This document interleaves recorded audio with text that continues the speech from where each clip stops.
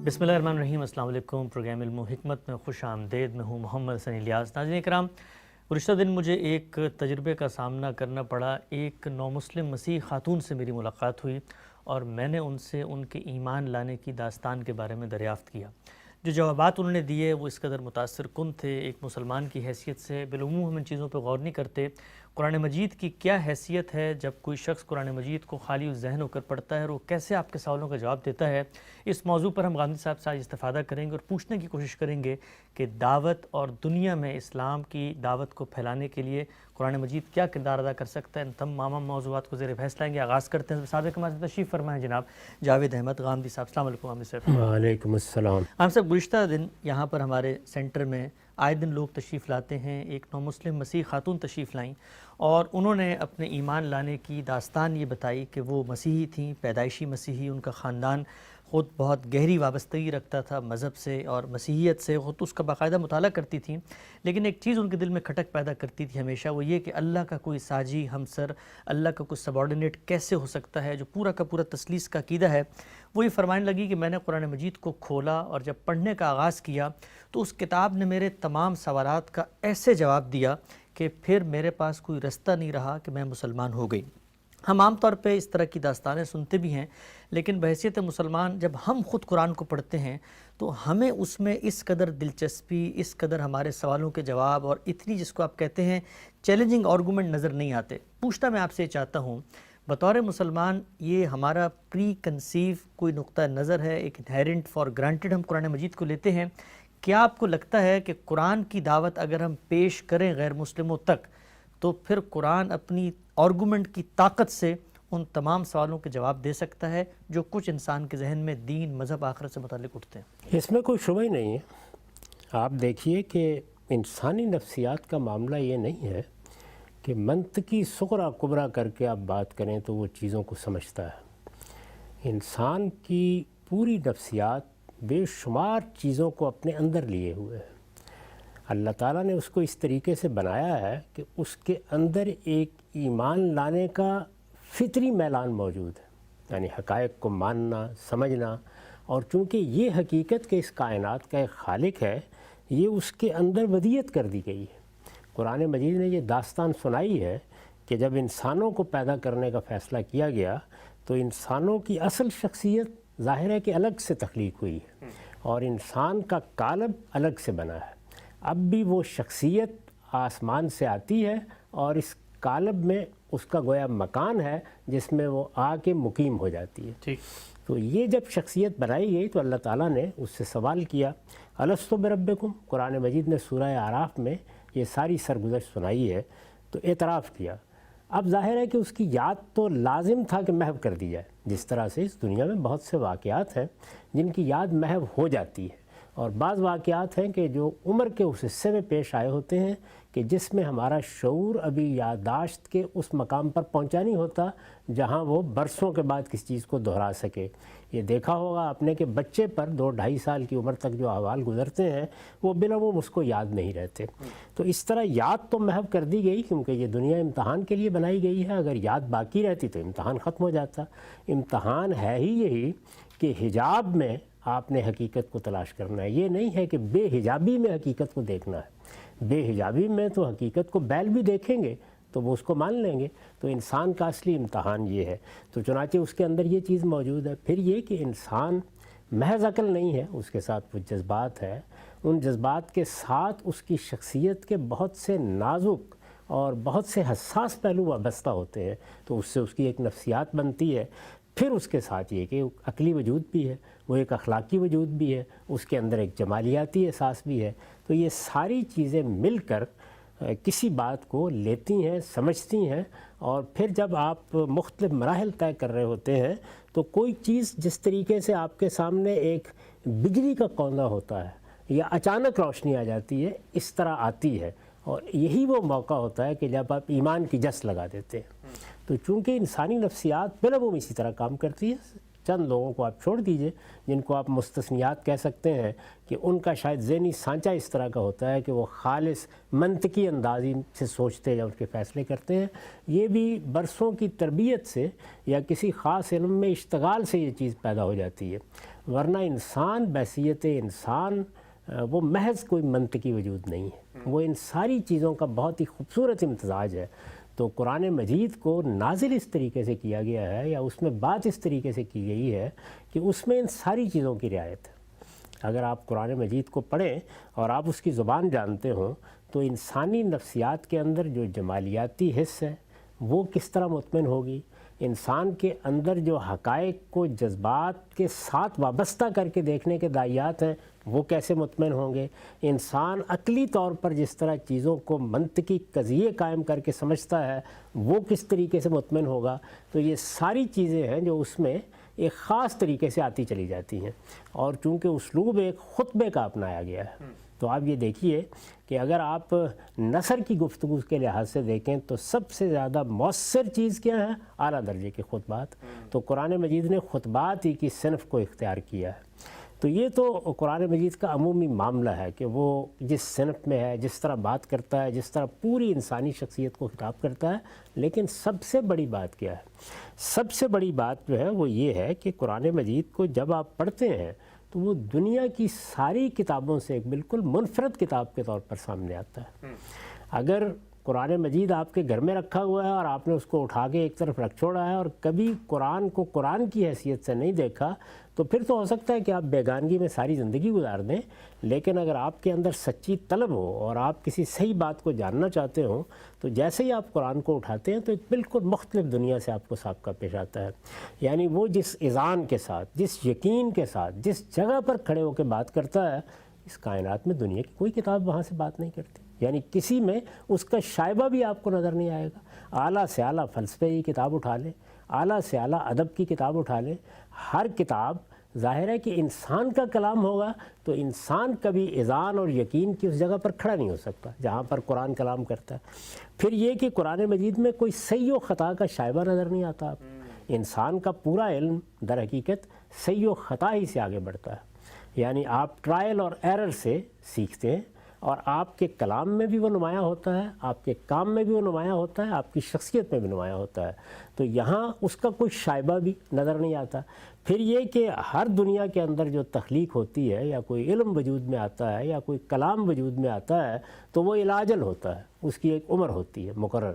وہ 100 سال ہوگی، 50 سال ہوگی، اس کے بعد آپ دیکھتے ہیں کہ وہ ماضی کی داستان کی حیثیت سے تو اپنے اندر بڑی خوبصورتی بھی رکھتا ہے. ہم ماضی کا ادب پڑھتے ہیں، یونان کا ادب پڑھتے ہیں، روما کا ادب پڑھتے ہیں، اس سے حظ اٹھاتے ہیں، لیکن اس کے ساتھ ہی یہ بالکل واضح ہو جاتا ہے کہ اپنے فکر کے لحاظ سے، اپنے نتائج کے لحاظ سے، اپنے مقدمات کے لحاظ سے یہ اپنی عمر پوری کر چکا ہے.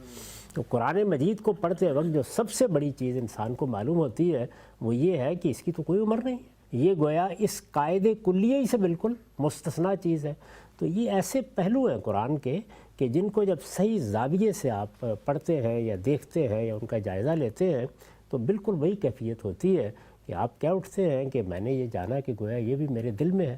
اس وجہ سے قرآن نے ہمیں پابند کر دیا ہے کہ ہم دوسروں تک دعوت پہنچانا چاہیں تو اسی کو استعمال کریں، کیونکہ نہ وہ میری گفتگو میں، کسی اور کی گفتگو میں، کسی کی بات چیت میں وہ اذعان آ سکتا ہے، نہ وہ وضوح آ سکتا ہے، وہ کلیئرٹی آ سکتی ہے، نہ اس جگہ سے صحیح و خطا سے بالا تر ہو کر ہم اپنے مقدمات پیش کر سکتے ہیں، اور نہ وہ اسلوب اور آہنگ کسی کے مقدر میں ہے. تو اس وجہ سے وہ اتنی بڑی چیز ہے اس لحاظ سے اگر آپ دیکھیں کہ وہی ہے کہ جس کو لوگوں کے سامنے پیش کرنا چاہیے. میں نے تو کئی مرتبہ لوگوں کو توجہ دلائی ہے کہ یہ قرآن نے جو ہمیں قرآن کی صورت میں پیغام دیا ہے، یعنی یوں نہیں کیا کہ جو قرآن کے عقائد تھے وہ لوگوں نے جان لیے، سمجھ لیے. اسی طرح قرآن مجید نے جو ہمیں بعض اعمال کا پابند کیا ہے وہ لوگوں میں رائج ہو گئے تو اس کے بعد کتاب بس ماضی کا قصہ بن جاتی. تو کتاب ایک زندہ کتاب کے طور پر اسی زبان میں، اسی آہنگ میں، انہی الفاظ میں محفوظ چلی آ رہی ہے. تو اس کی وجہ یہی ہے کہ اللہ تعالیٰ نے اس میں دونوں چیزیں حاصل کرنا چاہیے. اس کے ذریعے سے اللہ تعالیٰ کی ہدایت اپنے اصول و مبادی میں محفوظ ہو جائے، اس کے بارے میں کوئی تردد باقی نہ رہے، اور پھر یہ کہ ایک ایسی کتاب دنیا میں موجود ہو کہ جو خطاب کرے لوگوں کو. یعنی وہ پیغمبر کی پوری سرگزشت ہے اور وہ اسی تاریخ میں آپ کو لے جاتی ہے۔ آپ محسوس کرتے ہیں کہ اب پیغمبر خطاب کر رہے ہیں یا اللہ تعالیٰ خطاب کر رہے ہیں، اور سامنے جو انسانوں کی جماعتیں ہیں تو وہ ایک تصویر آپ کے سامنے آتی چلی جاتی ہے۔ یہ جو قرآن مجید کا خاص پہلو ہے، اس کا ایک لازمی نتیجہ یہ نکلتا ہے کہ دعوت کے لیے پھر اس کے مقابل میں کوئی چیز بھی نہیں رہتی۔ میں لوگوں کو توجہ دلاتا رہا ہوں کہ اللہ تعالیٰ نے ہمیں پابند کر دیا ہے کہ فذکر بالقرآن من یخاف وعید۔ اگر کسی، یہ بڑی خوبصورت آیت ہے، اس کا مطلب یہ ہے کہ آدمی کے اندر یہ خیال پیدا ہونا کہ میں کہیں اس دنیا کی زندگی میں کھو کر کسی اور چیز سے محروم نہ ہو جاؤں جو بہت بڑی ہے، اور وہ سمجھتا ہو کہ یہ جو دنیا میں ایک وعید پھیلی ہوئی ہے کہ تمہیں دنیا سے رخصت ہونا ہے تو اس کے بعد ایک نئی دنیا میں اٹھنا ہے، اس کا اندیشہ ہو اس کے دل میں۔ اگر وہ اس اندیشے کو اٹھا کے پھینک چکا ہے، دنیا کی زندگی کو اصل سمجھ چکا ہے، وہ اس بات پر قانع ہو گیا ہے کہ اب مجھے یہیں جینا ہے، یہیں مرنا ہے، میں اس مٹی سے پیدا ہوا، مٹی میں ختم ہو جاؤں گا، اپنی شخصیت، اس کی شناخت اور اس کا شعور اگر وہ کھو چکا ہے تو پھر یہ قرآن مجید بھی اس کے لیے بے معنی ہے۔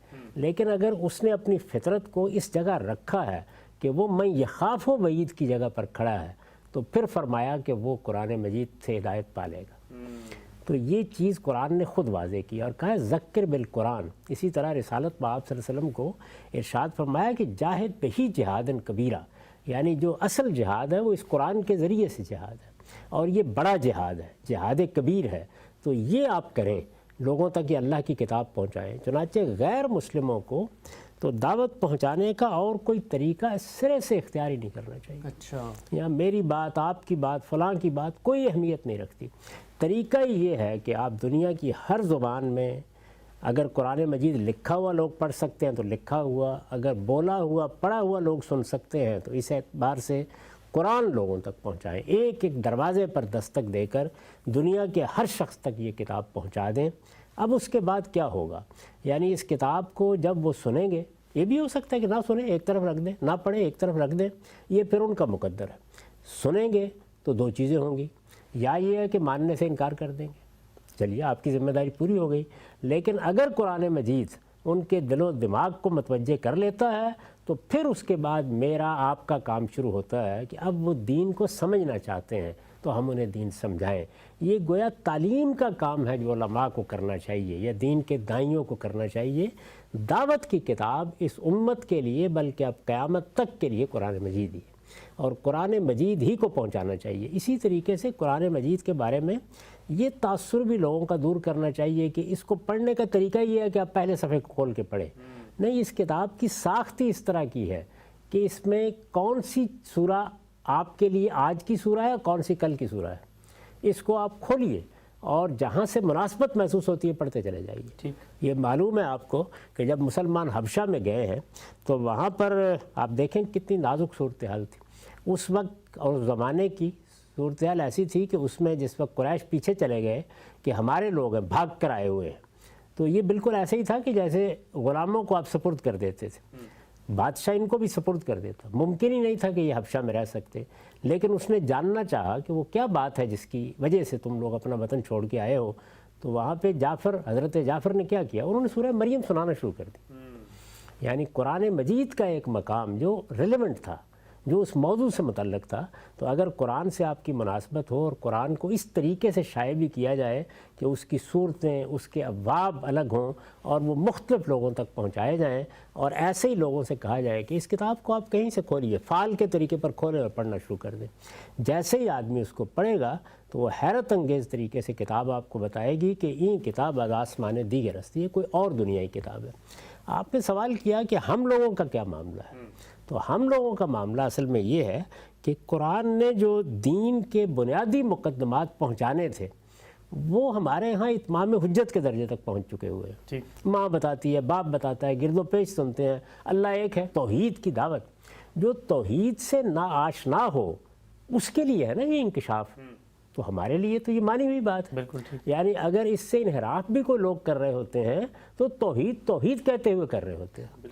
اچھا یہی معاملہ رسالت کا ہے، یہی معاملہ آخرت کا ہے، یعنی یہ گویا ہماری مسجدوں سے صدا اٹھ رہی ہے، والدین بتا رہے ہیں، مسلمانوں کا پورا معاشرہ اس کو بیان کر رہا ہوتا ہے، جن چیزوں پر ہمیں عمل کرنا ہے وہ سنت کے طور پر جاری ہے مسلمانوں کے اندر۔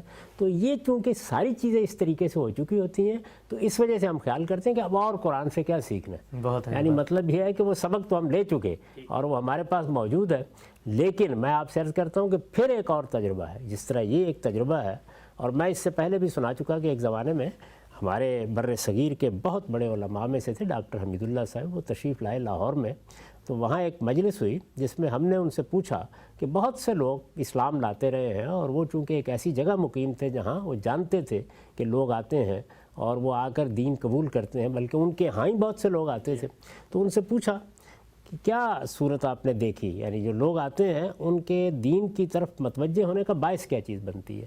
تو انہوں نے کہا کہ لوگوں کا خیال یہ ہے کہ کسی نے کسی کی کتاب پڑھی ہوگی اور کسی نے کسی دعوت کو دیکھا ہوگا اور کسی کی تبلیغ سنی ہوگی۔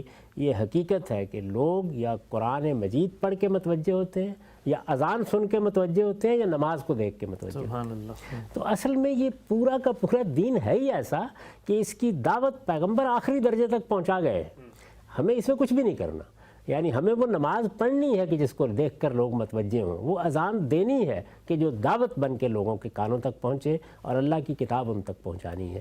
یہ بنیادی طور پر دعوت کے بارے میں صحیح نقطہ نظر ہے۔ اس وجہ سے میں تو جس کو کہتے ہیں نا دعوتی لٹریچر، کبھی اس کا قائل نہیں رہا۔ میرا ذاتی احساس یہ ہے کہ ہماری دعوت اور ہمارا دعوتی لٹریچر اور ہمارا سب کچھ اللہ کی کتاب قرآن مجید ہے، ہم اس کو پڑھیں گے، اس کو پڑھائیں گے، اپنی نئی نسلوں کو بھی اسی کی تعلیم دیں گے۔ ہم مسلمانوں کا معاملہ البتہ یہ ہے کہ دعوت ان تک پہنچ چکی ہے، جی اس وجہ سے دعوت کی جو اسپرٹ قرآن مجید کے اندر ہے اور جس سے وہ جھنجھوڑ دیتا ہے، جیسے آپ نے اس خاتون کا بتایا، یعنی وہ تسلیس میں جیتی رہی نا، اس کے مذہبی تصورات یہ تھے، تو اس نے دیکھا کہ اچھا یہ تو ایک اور دنیا ہے جس کے اندر توحید کا یہ پیغام پہنچایا جا رہا ہے۔ اس کا تجربہ مجھے اپنے خاندان کے بہت سے لوگوں کے ساتھ ہوا، کیونکہ آپ جانتے ہیں کہ ہمارے ہاں جو دینی تصورات ہیں اس میں بہت سی بدعات داخل ہو چکی ہیں، بہت سے مشرکانہ توہمات دین بن چکے ہوتے ہیں۔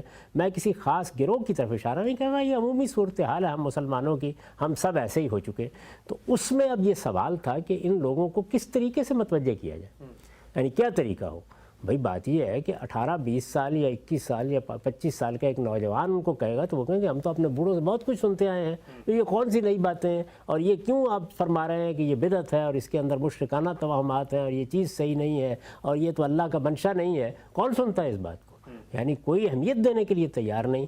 تو اس میں جو تجربہ میں نے کیا وہ یہ کہ اللہ کی کتاب قرآن مجید ہے جس کے پڑھنے کی طرف متوجہ کر دیا جائے، یعنی یہ بحث ہی ختم کر دی جائے کہ کیا صحیح ہے کیا غلط ہے، بس صرف یہ کہ دیکھیے ہمارے پاس اللہ کی کتاب موجود ہے، اس کو چھوڑیے کہ آپ نے کس کا ترجمہ پڑھنا ہے، اگر عربی نہیں جانتے ہیں تو کوئی فرق نہیں پڑتا، جن علماء پر آپ کو پہلے سے اعتماد رہا ہے انہی کا ترجمہ اٹھائیے اور اٹھا کر ایک مرتبہ اللہ کی کتاب کو پڑھ لیں۔ میں آپ سے سچ عرض کرتا ہوں کہ ہر سلیم الطبع آدمی نے آ کے شہادت دی کہ دنیا تبدیل ہو گئی، یعنی قرآن مجید نے دنیا تبدیل کر دی، اس لیے کہ اس میں کوئی اور ہی بات ہے جو اصل میں ادھر ادھر سے سنی ہوئی باتوں سے بالکل برخلاف ایک دنیا آپ کے سامنے لے آتی ہے۔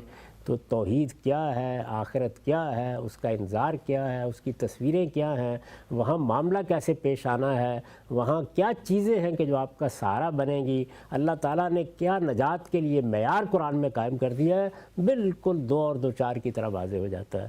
تو یہ سبب ہے کہ ہمارے ہاں لوگ قرآن مجید کی اس اہمیت کو سمجھتے نہیں ہیں، ورنہ اصل میں دعوت کی انذار کی کتاب قرآن مجید۔ سبحان اللہ، بہت ہی خوب، بہت ہی تفصیل سے آپ نے اس نقطے کو واضح کیا اور قرآن مجید کی جو حقیقی حیثیت ہے، اس کا جو اپنا مقام خود بتاتا ہے، اس کو بھی آپ نے اجاگر کیا۔ اچھا ایک چیز یہ بیان فرمائیے گا ہم صاحب، عام طور پہ جو جدید پڑھے لکھے لوگ ہیں ان سے جب بات چیت ہم کرتے ہیں اور بتاتے ہیں دیکھو اللہ کی کتاب کی یہ شان یہ اعجاز ہے، وہ ایک کاؤنٹر آرگومنٹ یہ پیش کرتے ہیں کہ بھائی دین کے اوپر جو اعتراضات ہوتے ہیں، مثال کے طور پہ آپ لے لیں جی خدا کے اپنے وجود پہ اعتراض، تو اس میں اتنے بڑے بڑے مقدمات ہیں، God particle, dark matter, black hole, big bang, اس کی پھر تفصیلات، اس پہ پھر کتابیں در کتابیں، تو وہ یہ کہتے ہیں کہ بھائی یہاں پر تو یہ مقدمہ اتنی اپنی گہرائی، اتنی اپنی وسعت، اتنی جدید سائنٹیفک فیکٹ اور ایوولوشن یہ سب رکھتا ہے، آپ ہمیں کہتے ہیں کتاب پڑھیں، اس میں اللہ کہہ رہا ہے چاند کو دیکھو، ستاروں کو دیکھو، ان کو دیکھو، تو یہ جدید ذہن یہ اشکال پیش کرتا ہے کہ جی ان دو جو نیریٹیوز ہیں اس میں تو یہ نیریٹو تو اتنی تفصیلات اور اتنے سائنٹیفک فیکٹ اور اتنے جس کو آپ کہتے ہیں آرگومنٹ رکھتا ہے، اور یہ تو لگ رہا ہے کہ جیسے کوئی سادگی سے کوئی بات چیت ہو رہی ہے۔ نہیں، اس طرح کا کوئی نیریٹو سرے سے ہے ہی نہیں ہے۔ دیکھیے اب تک جو کچھ بھی سائنسی اکتشافات ہوئے ہیں انہوں نے در حقیقت اس کائنات کا مطالعہ کیا ہے، اور کائنات کا یہ مطالعہ اگر آپ اس کی تفصیلات اپنے سامنے رکھیں تو یہ صرف یہ بتاتا ہے کہ یہ کائنات کتنی عظیم ہے، اس میں کیسی معنویت ہے، اس کے اندر کیا کیا خزانے چھپے ہوئے ہیں، یہ کن قوانین کے تحت کام کر رہی ہے، اس میں خدا ہے خدا نہیں ہے، یہ تو زیر بحث ہی نہیں۔ یعنی یہ عام طور پر وہ باتیں ہیں کہ آپ کسی علم کا ایک سحر طاری کر دیں مخاطب کے اوپر، اور پھر اس علم کا اس موضوع سے کوئی تعلق نہ ہو، اور جب وہ اس سے پوری طرح مسحور ہو جائے تو اس سے کہیں کہ وہ بات بھی مان لو۔ تو یہ ایسا نہیں ہے۔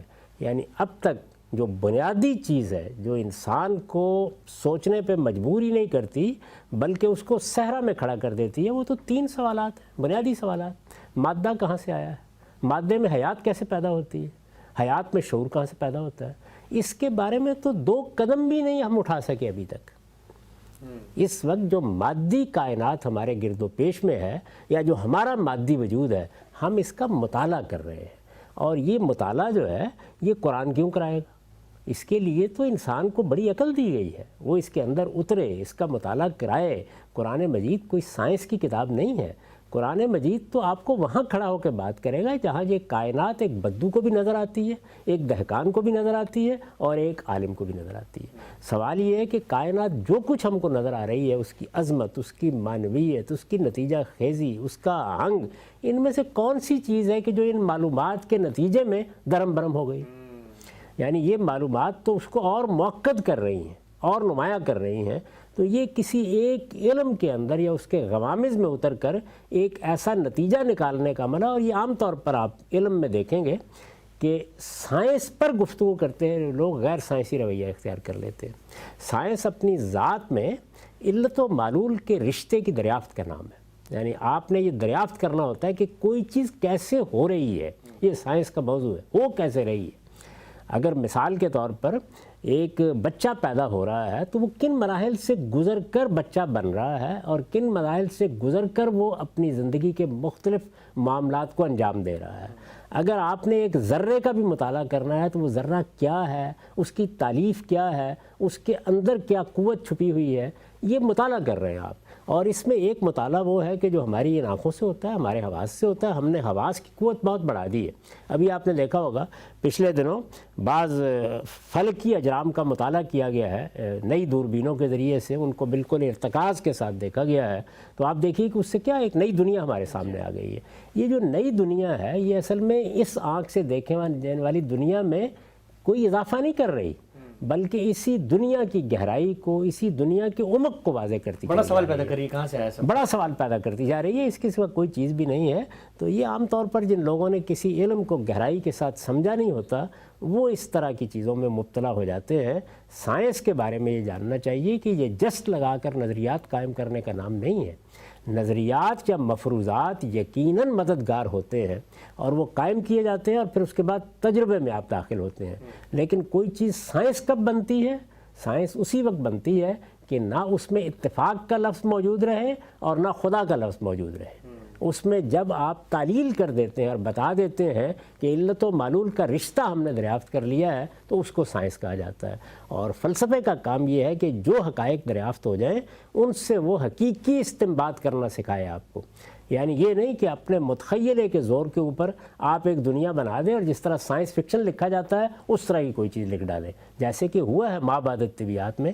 تو یہ 2 کام ہیں جن کے لیے ان علوم کو پڑھنا چاہیے، ان کا مطالعہ کرنا چاہیے، اور اس میں انسان کی بڑی غیر معمولی کامیابیاں ہیں۔ لیکن ابھی تو ایک قدم بھی اس جانب ہم نہیں بڑھ سکے کہ جہاں اس معمے کو حل کر لیں جو ہمارے گرد و پیش میں موجود ہے۔ اس میں جس دن کوئی پیش رفت ہوگی تو پورے اطمینان کے ساتھ میں کہہ سکتا ہوں کہ اسی جانب ہوگی جس جانب اللہ کے پیغمبر کھڑے۔ سبحان اللہ، آپ سے بڑا اہم نقطہ ہے کہ سائنس جو ہے وہ موجود صورتحال میں کیسے ہو رہا ہے معاملہ اس کا جواب دیتی ہے، کیوں ہو رہا ہے یہ اس کا موضوع ہی نہیں ہے۔ آگے بڑھاتے ہیں سلسلے کو۔ قرآن مجید کے اوپر ہم گفتگو کر رہے ہیں آپ سے، یہ بیان فرمائیے گا، ہم یہ دیکھتے ہیں کہ مسلمان قرآن پڑھتے بھی ہیں، پڑھاتے بھی ہیں، ہمارے مدارس کے اندر بھی سلسلہ ہے، پوری دنیا میں مسلمانوں میں جہاں علمی روایت ہے وہاں قرآن مجید زیر بحث ہے، دین کا سورس بھی ہے، لیکن ایک اور پہلو زیر بحث آتا ہے، وہ یہ کہ جی قرآن مجید کو خود پڑھتے ہوئے جو تفسیریں لکھی جاتی ہیں اس میں لکھا جاتا ہے کہ جی اس قرآن کی کسی حکم کی جو تفصیل ہے وہ آپ جا کے فقہ کی کتاب میں دیکھ لیں، اور جب ہم بالعموم علماء سے بات بھی کرتے ہیں تو وہ کہتے ہیں کہ قرآن کی آیت تو بہت ہی اس نے مختصر سی بات بتائی ہے، اس کی تفصیلات اصل میں ہمارے فقہاء نے، ہمارے علماء نے بہت مرتب کر کے رکھ دی ہیں۔ تو یہ مجھے بتائیے گا کہ اگر دین کی آخری کتاب، حتمی حجت، قطعی ماخذ، میزان، فرقان، حکم، مہیمن سب کچھ ہے، تو پھر وہ کیا اپنی بات اس تفصیل سے نہیں بتا سکتا تھا کہ پھر ہم نے جو ہے وہ کوئی ایک نئی کتاب لکھ کے اب لوگوں کو کہا ہے کہ قرآن بھی پڑھتے ہوئے آپ کہیں اور جہاں اس کی تفصیل سمجھیں؟ یہاں پر بھی وہی مغالطہ ہے کہ ہر علم کو اس کی جگہ رکھ کے دیکھنا چاہیے۔ ہمارا دین دو حصوں میں ہے، یعنی جب بھی آپ دین کو پڑھیں گے، بلکہ اس کو خود قرآن مجید نے بیان کر دیا ہے۔ جی، ایک یہ چیز ہے کہ وہ کیا معاملات ہیں جن کو ہمیں ماننا ہے، اور وہ کیا چیز ہے کہ جو ہمارے وجود کی تطہیر کا تقاضا ہے، اصل تقاضا ہے۔ اسی کو قرآن مجید اپنی تعبیر میں الحکمہ کہتا ہے۔ یعنی جس طرح سے کسی چیز کا ایک فلسفہ ہوتا ہے، یا اس کے کچھ مبادی ہوتے ہیں، یا اس کے کچھ اصول ہوتے ہیں، تو قرآن مجید میں وہ کیا ہے؟ وہ ایمان و اخلاق کے مباحث ہیں۔ ایمان و اخلاق کے مباحث میں ایک حرف بھی نہیں ہے کہ جس کے لیے آپ کو کہیں باہر جانا ہو۔ قرآن مجید ہی اصل میں اس کو بیان کرتا ہے، اور اس خوبی کے ساتھ بیان کرتا ہے، اس تکرار کے ساتھ بیان کرتا ہے، اتنے اسالیب میں بیان کرتا ہے، تصریف آیات کا طریقہ اختیار کرتا ہے کہ ایک ایک چیز بالکل واضح ہو جاتی ہے۔ یعنی ہمیں ماننا ہے اس پروردگار کو تو کس طرح ماننا ہے، ہمیں اس کی ملاقات کا یقین رکھنا ہے تو کس طرح یقین رکھنا ہے، اور اسی طرح سے دوسری جتنی چیزیں بھی ہیں، اخلاقیات کی بنیاد کیا ہے، وہ کیا چیز ہے کہ جہاں سے اخلاقی احساس پیدا ہوتا ہے، ہمارا حادثہ اخلاقی اللہ تعالیٰ کی طرف سے کیا لے کے آیا ہے، اس کے نتیجے میں بنیادی اخلاقیات کیا ہیں۔ ان بنیادی اخلاقیات کو جب ہم اپنی زندگی سے متعلق کرتے ہیں تو اخلاق کے کیا فضائل اور رذائل سامنے آتے ہیں۔ یہ فضائل اور رذائل اگر ہمارے سامنے کوئی نصب العین پیدا کرتے ہیں تو اس تک پہنچنے میں، جس میں جمال بھی ہو اور کمال بھی ہو، ہمیں کن مراحل سے گزرنا ہے، یہ سب کچھ اس تفصیل کے ساتھ قرآن نے بیان کیا ہے کہ ایک حرف کے معاملے میں بھی آپ کو کہیں باہر جانے کی ضرورت نہیں پڑتی۔ دوسری چیز ہے شریعت یا دین کے احکام، جن کو قرآن اپنی تعبیر میں کہتا ہے کتاب۔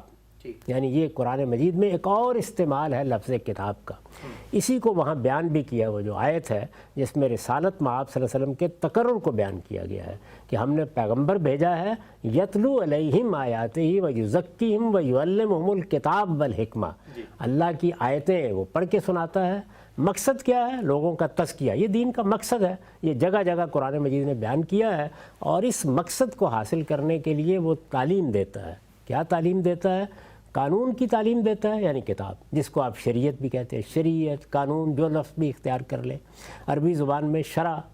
اور اسی طرح سے وہ لوگوں کو حکمت سکھاتا ہے۔ حکمت میں نے عرض کر دیا کہ ایمان اور اخلاق کے مباحث ہیں۔ تو یہ جو قانون کا حصہ ہے دین میں، اس میں میں کئی مرتبہ واضح کر چکا ہوں کہ قرآن سے اس کی ابتدا نہیں ہوئی۔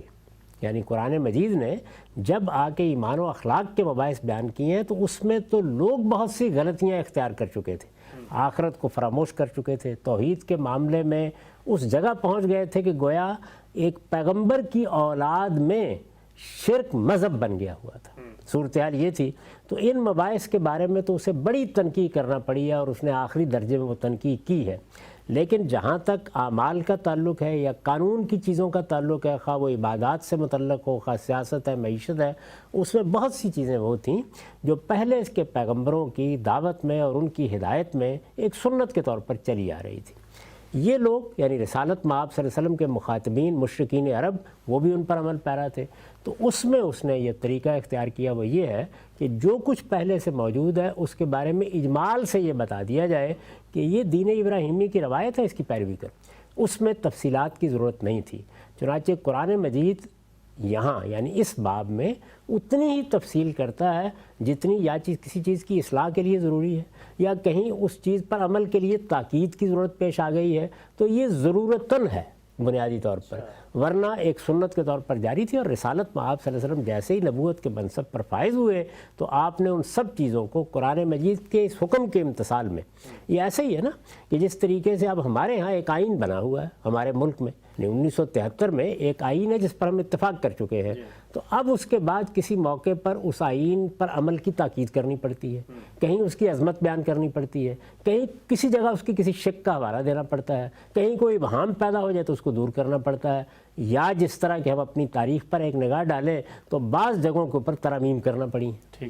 تو بالکل یہی صورت وہاں ہے، یعنی ایک سنت چلی آ رہی ہے، رسالت مآب صلی اللہ علیہ وسلم نے اس کو جاری کر دیا، اس کے لیے ایک اصولی حکم قرآن میں دے دیا کہ اتبعوا ملت ابراہیم حنیفہ، جو ابراہیم کا دین پہلے سے ہے اس کے اوپر عمل پیرا ہو جاؤ، اس کی پیروی اختیار کر لو۔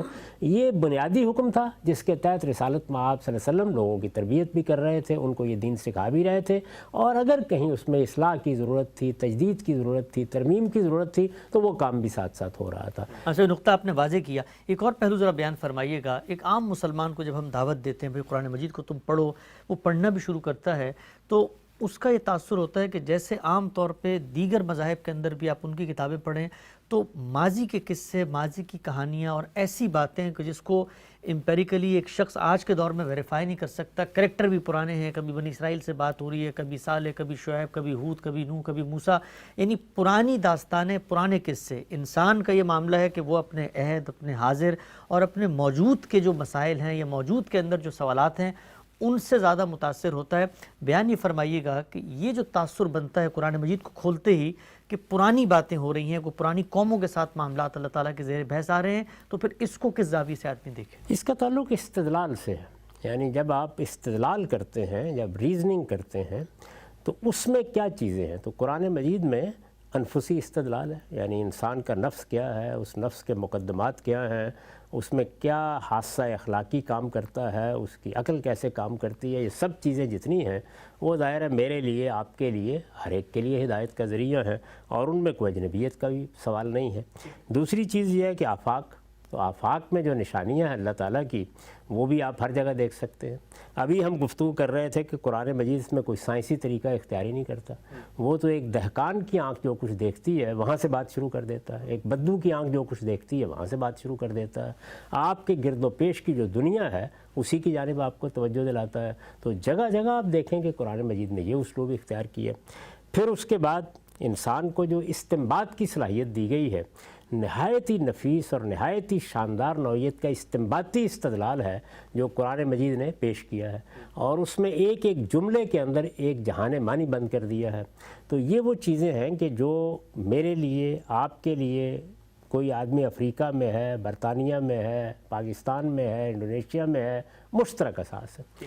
اس کے بعد وہ حصہ ہے کہ جس کا تعلق تاریخی استدلال سے ہے، تو تاریخ تو بہرحال ماضی کی چیز ہوتی ہے، یعنی وہ آج کی چیز تو ہو ہی نہیں سکتی۔ ہم بھی اگر اپنے لوگوں کے ساتھ تاریخ میں بات کریں گے تو کیا غرناطہ اور بغداد کو ڈوبتا ہوا دکھائیں گے؟ ان کا حوالہ ہی دیا جاتا ہے۔ تو اس میں قرآن مجید نے وہ چیزیں بیان کی ہیں جن سے اہل عرب واقف ہیں، جو ان کے لیے گویا ان کی ایک معروف تاریخ ہے۔ جس طرح ہم مسلمانوں کی پچھلے 1500 سال کی تاریخ کے بڑے بڑے واقعات ایک لفظ میں ادا ہو جاتے ہیں، 2 لفظوں میں ادا ہو جاتے ہیں، تو یہ تاریخی استدلال ہے۔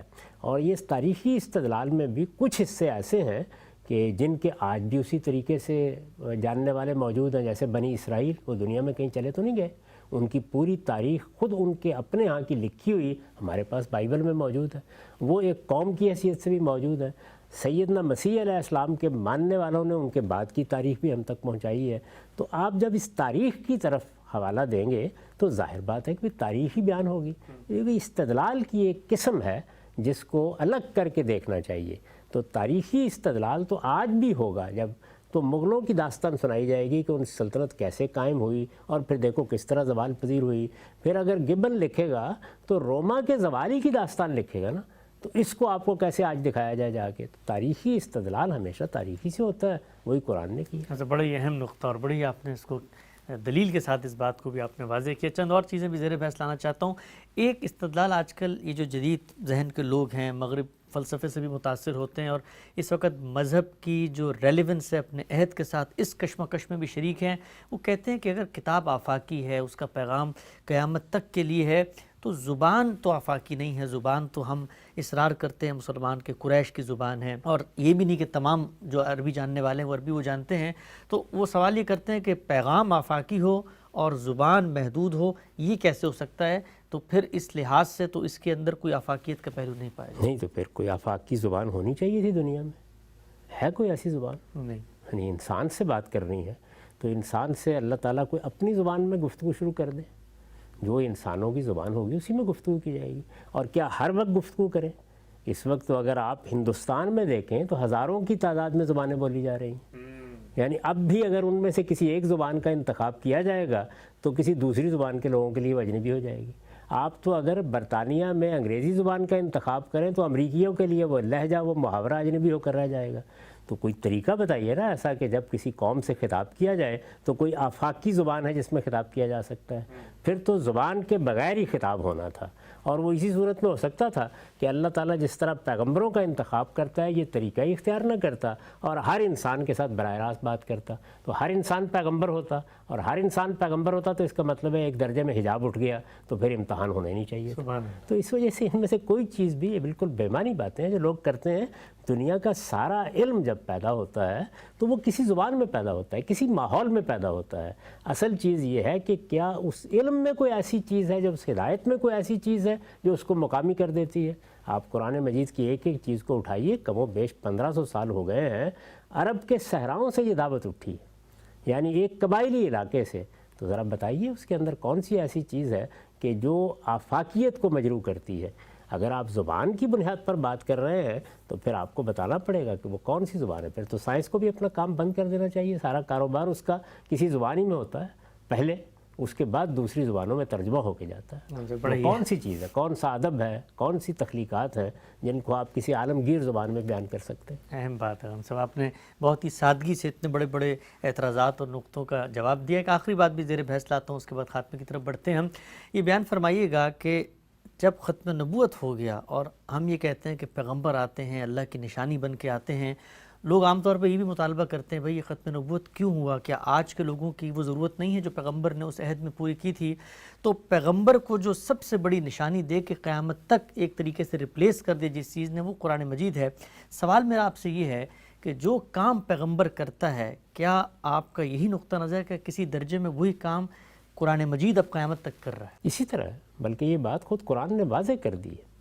یعنی قرآن مجید میں یہ جو بات آپ نے کہی ہے اس کا جواب باللفظ بیان ہوا ہے. اوحی الیہ ھذا القرآن لانذرکم بہ ومن بلغ. یہ قرآن مجھ پر وحی کیا گیا ہے اور ذمہ داری کیا ہے یہ کہ اس کے ذریعے سے میں تمہیں انذار کروں جو اس وقت کے لوگ ہیں اور وہ سب لوگ قیامت تک جن تک یہ پہنچتا چلا جائے. تو اصل میں قرآن ہی انذار کی کتاب ہے، قرآن ہی دعوت کی کتاب ہے. ہمیں صرف اللہ کی کتاب قرآن مجید پہنچانی ہے. عالم کا کام اصل میں اس وقت شروع ہوتا ہے جب قرآن پہنچ گیا. اب اس کے بعد لوگ دین سیکھنا چاہتے ہیں تو وہ ایک معلم کے طریقے کے اوپر دین سکھاتا ہے. بالکل اسی طرح جس طرح کسی بھی فن کے ماہرین اس فن میں مہارت پیدا کر لیتے ہیں تو پھر دوسروں کو اسے سکھاتے ہیں. ہمارا وقت یہاں پہ ختم ہوتا ہے. آج بہت ہی ایک اہم موضوع پر ہم صاحب سے ہم نے استفادہ کیا. قرآن مجید کیا ہے، اس کی اہمیت کیا ہے، اور کس طریقے سے اللہ تعالیٰ نے خود اس کا مقام متعین کیا ہے. غیر مسلموں کو دعوت پہنچانے کے لیے اس کتاب ہی کو پہنچانا کیوں ضروری ہے، اور یہ کتاب اپنے اندر وہ کیا پہلو رکھتی ہے جو انسانی نفسیات کو متاثر کر کے دین اور مذہب کے قریب کر دیتی ہے. سارے موضوعات زیر بحث ہے. وقت ختم ہوتا ہے. دوبارہ حاضر خدمت ہوں گے. اجازت دیجیے.